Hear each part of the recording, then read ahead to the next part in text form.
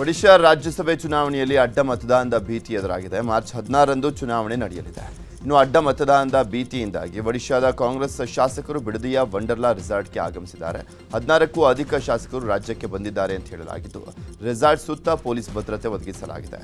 Resort ಒಳಗಡೆ ಬೇರೆಯವರಿಗೆ ಪ್ರವೇಶ ನಿಷೇಧಿಸಲಾಗಿದೆ.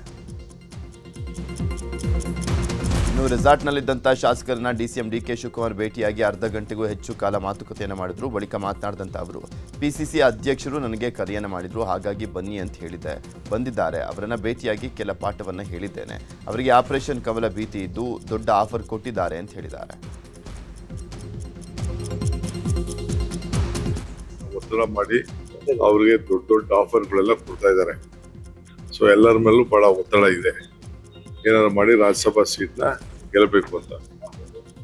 ಅಲಯನ್ಸ್ ಪಾರ್ಟಿ, ಕಮ್ಯುನಿಸ್ಟ್ ಅವರು, ಬಿಜೆಡಿ ಅವರು, ಕಾಂಗ್ರೆಸ್ ಅವರು 3 ಜನ ಸೇರಿ ಒಗ್ಗಟ್ಟಿನ ಕ್ಯಾಂಡಿಡೇಟ್ ಅನ್ನ ಹಾಕಿದ್ದಾರೆ. ಸೊ ಅದಕ್ಕೆ ಇದು ಮೊದಲನೇ ಹಂತ.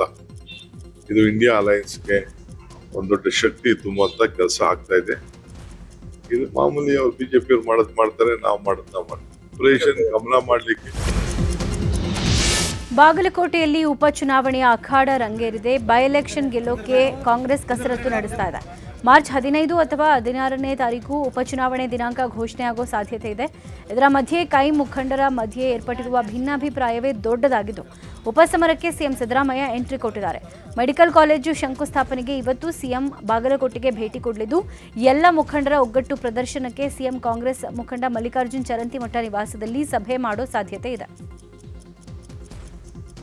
ಬಹುದಿನಗಳ ನಮ್ಮ ಬಾಗಲಕೋಟೆ ಜಿಲ್ಲೆಯ ಕನಸಾಗಿ ಉಳಿದಿದ್ದ ಸರ್ಕಾರಿ ಮೆಡಿಕಲ್ ಕಾಲೇಜಿನ ಅಡಿಗಲ್ ಸಮಾರಂಭಕ್ಕಾಗಿ ಮುಖ್ಯಮಂತ್ರಿಗಳು ಆಗಮಿಸ್ತಾರೆ. ಈ ಸಂದರ್ಭದಲ್ಲಿ ಸುಮಾರು 6-8 ವರ್ಷಗಳ ಕಾಲ ಆ ಸರ್ಕಾರಿ ಮೆಡಿಕಲ್ ಕಾಲೇಜಿನ ಮಂಜೂರಾತಿಗಾಗಿ ದಿವಂಗತ ಶ್ರೀಮಾನ್ ಎಚ್.ವೈ. ಮೇಟಿ ಅವರು ಅಹಿರ್ನಿಶಿ ಪ್ರಯತ್ನವನ್ನು ಮಾಡಿದ್ರು. ಕೊನೆಗೆ ಅದಕ್ಕೆ ಸುಮಾರು 200 ಕೋಟಿಯಷ್ಟು ಹಣ ರಾಜೀವ್ ಗಾಂಧಿ ವಿಶ್ವವಿದ್ಯಾಲಯದಲ್ಲಿ ತೆಗೆದಿರಿಸ್ತಕ್ಕಂಥ, ಅಲ್ಲಿಂದ ಖರ್ಚು ಮಾಡತಕ್ಕಂಥ ವ್ಯವಸ್ಥೆ. ಮಾರ್ಚ್ 18ರಿಂದ ಎಸ್ಎಸ್ಎಲ್ಸಿ ಪರೀಕ್ಷೆಗಳು ಆರಂಭವಾಗ್ತಾ ಇದ್ದು, ಶಾಲಾ ಕಾಲೇಜುಗಳ ಸುತ್ತಮುತ್ತ ನಿಷೇಧಾಜ್ಞೆ ಜಾರಿಗೊಳಿಸಲಾಗಿದೆ. ಬಿಎನ್ಎಸ್ಎಸ್ ಸೆಕ್ಷನ್ 163ರ ಅಡಿಯಲ್ಲಿ ನಗರ ಪೊಲೀಸ್ ಆಯುಕ್ತ ಸಿಮಂತ್ ಕುಮಾರ್ ಸಿಂಗ್ ನಿಷೇಧಾಜ್ಞೆ ಜಾರಿ ಮಾಡಿ ಆದೇಶವನ್ನು ಮಾಡಿದ್ದಾರೆ. ಮಾರ್ಚ್ 18ರಿಂದ ಏಪ್ರಿಲ್ 2ರವರೆಗೆ ಪರೀಕ್ಷೆಗಳು ನಡೆಯಲಿದ್ದು, ಪರೀಕ್ಷಾ ಕೇಂದ್ರದ 200 ಮೀಟರ್ ನಿಷೇಧಿತ ಪ್ರದೇಶ ಅಂತ ಘೋಷಣೆ ಮಾಡಲಾಗಿದೆ. ತುಮಕೂರಿನ ಪ್ರಸಿದ್ಧ ಸಿದ್ಧಗಂಗಾ ಮಠದ ಶ್ರೀ ಸಿದ್ಧಲಿಂಗೇಶ್ವರ ಅನಾಥಾಲಯದಲ್ಲಿ 2026-27ನೇ ಸಾಲಿನ ಪ್ರವೇಶಾತಿ ಪ್ರಕ್ರಿಯೆ ಆರಂಭ ಆಗಿದೆ. 3ರಿಂದ 8ನೇ ತರಗತಿಯವರೆಗೆ ಕನ್ನಡ ಮಾಧ್ಯಮದಲ್ಲಿ ವ್ಯಾಸಂಗ ಮಾಡೋ ಬಯಸೋ ಬಡ ವಿದ್ಯಾರ್ಥಿಗಳಿಗೆ ಈ ಬಾರಿ ಅವಕಾಶ ಕಲ್ಪಿಸಲಾಗಿದೆ. ಪ್ರವೇಶಾತಿಯಲ್ಲಿ ಎಸ್ಸಿ ಮತ್ತು ಎಸ್ಟಿ ವಿದ್ಯಾರ್ಥಿಗಳಿಗೆ ಆದ್ಯತೆ ಕೊಡಲಾಗಿದೆ. ಅರ್ಜಿ ಸಲ್ಲಿಸೋಕೆ ಬಯಸೋರು ಮೇ 2ರಿಂದ ಮೇ 15ರ ಒಳಗಾಗಿ ಮಠದ ಲೆಕ್ಕಪತ್ರ ವಿಭಾಗದಲ್ಲಿ ಅರ್ಜಿ ಪಡೆದುಕೊಳ್ಳಬಹುದಾಗಿದೆ. ಆನ್ಲೈನ್ ಅರ್ಜಿಗೆ ಇಲ್ಲಿ ಅವಕಾಶ ಇಲ್ಲ ಅಂತ ಮಠದ ಪ್ರಕಟಣೆ ತಿಳಿಸಿದೆ. ಧಾರವಾಡದಲ್ಲಿ 60 ಕೋಟಿ ವೆಚ್ಚದಲ್ಲಿ ನಿರ್ಮಾಣಗೊಂಡಂಥ ಕಾಮಗಾರಿಗೆ ಇಂದು ಚಾಲನೆ ಸಿಗಲಿದೆ. ನೂತನ ಕ್ರೀಡಾ ಸಂಕೀರ್ಣ ಮತ್ತು ಅಂತಾರಾಷ್ಟ್ರೀಯ ಮಟ್ಟದ ಈಜುಕೊಳ ಉದ್ಘಾಟನೆ ಆಗಲಿದೆ. ಕೇಂದ್ರ ಸಚಿವ ಮನ್ಸುಖ್ ಮಾಂಡೋವಿ ಅವರು ಪ್ರಹ್ಲಾದ್ ಜೋಶಿ ಲೋಕಾರ್ಪಣೆ ಮಾಡಲಿದ್ದಾರೆ. ರೆಡ್ ವಿಕಾಸ ನಿಗಮ ಹಾಗೂ ಜಿಲ್ಲಾಡಳಿತ, ಹುಬ್ಬಳ್ಳಿ ಧಾರವಾಡ ಪಾಲಿಕೆ, ಯುವ ಸಬಲೀಕರಣ ಮತ್ತು ಕ್ರೀಡಾ ಇಲಾಖೆ ಇವುಗಳ ಸಂಯುಕ್ತಾಶ್ರಯದಲ್ಲಿ ಸಿಎಸ್ಆರ್ ಯೋಜನೆ ಅಡಿಯಲ್ಲಿ 60 ಕೋಟಿ ವೆಚ್ಚದಲ್ಲಿ ನಿರ್ಮಾಣ ಮಾಡಲಾಗಿದೆ. ಗಾಂಜಾ ಅಮಲಲ್ಲಿ ಆಟೋ ಚಲಾಯಿಸಿ ಸರಣಿ ಅಪಘಾತ ಮಾಡಿ ಪರಾರಿ ಆಗ್ತಾ ಇದ್ದ ಇಬ್ಬರನ್ನ ಸಾರ್ವಜನಿಕರು ಬೆನ್ನಟ್ಟಿ ಥಳಿಸಿರೋ ಘಟನೆ ಹಾಸನ ಜಿಲ್ಲೆಯ ಆರ್ಸಿ ರೋಡ್ನಲ್ಲಿ ನಡೆದಿದೆ. ಆರ್ಸಿ ರೋಡ್ನಲ್ಲಿ ಅಡ್ಡಾದಿಡ್ಡಿ ಆಟೋ ಚಲಾಯಿಸಿ ಎದುರಿನಿಂದ ಬರ್ತಾ ಇದ್ದ ಸ್ಕೂಟರ್ ಮತ್ತು ಬೈಕ್ಗೆ ಡಿಕ್ಕಿ ಹೊಡೆದು ಪರಾರಿ ಆಗ್ತಾ ಇದ್ದ ಇಬ್ಬರು. ಈ ವೇಳೆ ಸ್ಥಳೀಯರು ಇಬ್ಬರನ್ನ ಹಿಂಬಾಲಿಸಿ ಆಟೋದಲ್ಲಿದ್ದವರನ್ನ ಥಳಿಸಿ ಪೊಲೀಸರಿಗೆ ಒಪ್ಪಿಸಿದ್ದಾರೆ.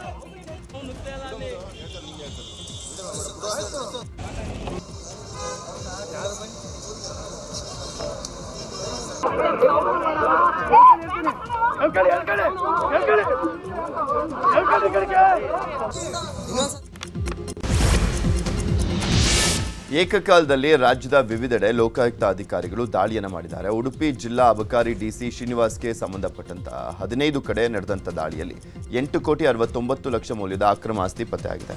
11 ನಿವೇಶನ, 6 ವಾಸದ ಮನೆಗಳು, 31 ಎಕರೆ ಕೃಷಿ ಜಮೀನು ಎಲ್ಲ ಸೇರಿ 6,90,64,716 ರೂಪಾಯಿ ಮೌಲ್ಯದ ಸ್ಥಿರಾಸ್ತಿ ಪತ್ತೆಯಾಗಿದೆ. 3,95,941 ರೂಪಾಯಿ ನಗದು, ಹಾಗೆ 1,47,50,506 ರೂಪಾಯಿ ಬೆಲೆ ಬಾಳುವಂಥ ಚಿನ್ನಾಭರಣಗಳು ಹಾಗೂ 17 ಲಕ್ಷ ಬೆಲೆ ಬಾಳುವಂಥ ವಾಹನಗಳು ಸೇರಿದಂತೆ ಒಟ್ಟು 8 ಕೋಟಿ ಅಕ್ರಮ ಆಸ್ತಿ ಪತ್ತೆಯಾಗಿದೆ. ಅಸಲಿ ಅಂತ ನಕಲಿ ಚಿನ್ನದ ನಾಣ್ಯ ಕೊಟ್ಟು ವಂಚಿಸಿದ್ದಂಥ 2 ಆರೋಪಿಗಳನ್ನು ಚಿತ್ರದುರ್ಗ ಪೊಲೀಸರು ಬಂಧಿಸಿದ್ದಾರೆ. ಚಿತ್ರದುರ್ಗ ತಾಲೂಕಿನ ಮನೆಯ ಪಾಯ ತೆಗೆಯುವಾಗ ಪುರಾತನ ಕಾಲದ ಚಿನ್ನ ಸಿಕ್ಕಿದೆ ಅಂತ ನಂಬಿಸಿ ಬೆಂಗಳೂರಿನ ಅಭಿಷೇಕ್ ಎಂಬುವರ ಬಳಿ 10.5 ಲಕ್ಷ ಹಣ ಪಡೆದು ವಂಚಿಸಿದ್ರು. ಈ ಸಂಬಂಧ ಭರಮಸಾಗರ ಠಾಣೆಯಲ್ಲಿ ಪ್ರಕರಣ ದಾಖಲಾಗಿತ್ತು. ಸುರೇಶ್ ಹಾಗೂ ಕೃಷ್ಣಪ್ಪ ಎಂಬ 2 ಆರೋಪಿಗಳನ್ನು ಬಂಧಿಸಲಾಗಿದೆ. ಚಿಕ್ಕಬಳ್ಳಾಪುರದ HN ವ್ಯಾಲಿ 3ನೇ ಹಂತದ ಶುದ್ಧೀಕರಣ ನಡೆಯದೇ ಇದ್ರೆ ಉಗ್ರ ಹೋರಾಟ ಮಾಡೋದಾಗಿ ಎಚ್ಚರಿಕೆ ಕೊಡಲಾಗಿದೆ. ಬಿಜೆಪಿ ಜಿಲ್ಲಾ ಅಧ್ಯಕ್ಷ ಸೀಕಲ್ ರಾಮಚಂದ್ರಗೌಡ ರಾಜ್ಯ ಕಾಂಗ್ರೆಸ್ ಸರ್ಕಾರಕ್ಕೆ ಎಚ್ಚರಿಕೆ ಕೊಟ್ಟಿದ್ದಾರೆ. ಜಿಲ್ಲೆಯಲ್ಲಿ ಬೆಳೀತಾ ಇರುವಂತಹ ತರಕಾರಿ ಹಾಗೂ ನೀರಿನಿಂದ ಬಹಳಷ್ಟು ತೊಂದರೆ ಆಗ್ತಾ ಇದೆ, ಹೀಗಂತ ವರದಿ ಆಗ್ತಾ ಇದೆ. ಹೀಗಾಗಿ 3ನೇ ಹಂತದ ಶುದ್ಧೀಕರಣ ಮಾಡಿ, ಇಲ್ಲವಾದ್ರೆ ಉಗ್ರ ಹೋರಾಟ ಮಾಡ್ತೀವಿ ಅಂತ ಎಚ್ಚರಿಕೆ ಕೊಟ್ಟಿದ್ದಾರೆ.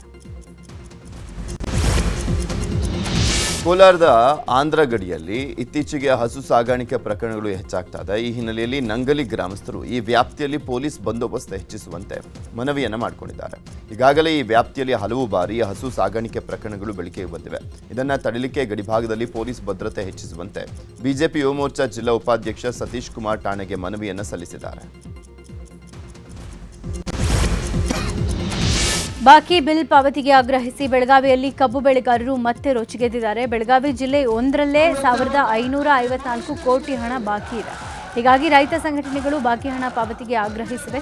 ಜಿಲ್ಲೆಯ ಪ್ರಭಾವಿ ನಾಯಕರಾದ ಸಚಿವ ಸತೀಶ್ ಜಾರಕಿಹೊಳಿ, ಪ್ರಭಾಕರ್ ಕೋರೆ, ಸಚಿವೆ ಲಕ್ಷ್ಮೀ ಹೆಬ್ಬಾಳ್ಕರ್, ಚನ್ರಾಜ್ ಹಟ್ಟಿಹೊಳಿ ಸೇರಿದಂತೆ ಹಲವರು ಕೋಟಿ ಬಿಲ್ ಬಾಕಿ ಉಳಿಸಿಕೊಂಡಿದ್ದು ಫೆಬ್ರವರಿ 28ರವರೆಗಿನ ಕಬ್ಬಿನ ಬಾಕಿ ಹಣದ ದಾಖಲೆಯಲ್ಲಿ ಬಹಿರಂಗ ಆಗಿದೆ. ಈ ರಾಜ್ಯದಲ್ಲಿ 5,000 ಕೋಟಿ ರೂಪಾಯಿ ಬಾಕಿ ಐತಿ. ಬೆಳಗಾವಿ ಜಿಲ್ಲೆಯೊಳಗೆ ಕೂಡ ಸಾವಿರಾರು ಕೋಟಿ ರೂಪಾಯಿ ಬಾಕಿ ಐತಿ. ಇದೆಲ್ಲ ಕೂಡ ರಾಜ್ಯದ ಮುಖ್ಯಮಂತ್ರಿಗಾರು ಇದ್ದು, ಶುಗರ್ ಮಂತ್ರಿಗಾರು ಇದ್ದು, ಕಾರ್ಖಾನೆ ಮಾಲೀಕರು ಕೂಡ ಸಾಕಷ್ಟು ಜನ ಶಾಸಕರದಾರು, ಪ್ರಭಾವಶಾಲಿಗಳದಾರು, ಬಂಡವಾಳಶಾಲಿಗಳದಾರ. ಇನ್ನು 3 ತಿಂಗಳು ಬಾಕಿ ಕೊಟ್ಟಿಲ್ಲ, ರೈತರು ಆತ್ಮಹತ್ಯೆ ಮಾಡ್ಕೋತಾರ. ಕಾರಣ 12 ತಿಂಗಳು ಕಬ್ಬು ಬೆಳೆದು 15 ತಿಂಗಳಾದರೂ ಬಿಲ್ ಬಂದಿಲ್ಲ ಅಂತ ಆತ್ಮಹತ್ಯೆ ಮಾಡ್ಕೊಂಡ್ರು ಕೂಡ ಇವತ್ತು ಸರ್ಕಾರಗಳು ಬಾಕಿ ಕೊಡತ್ತಿಲ್ಲ.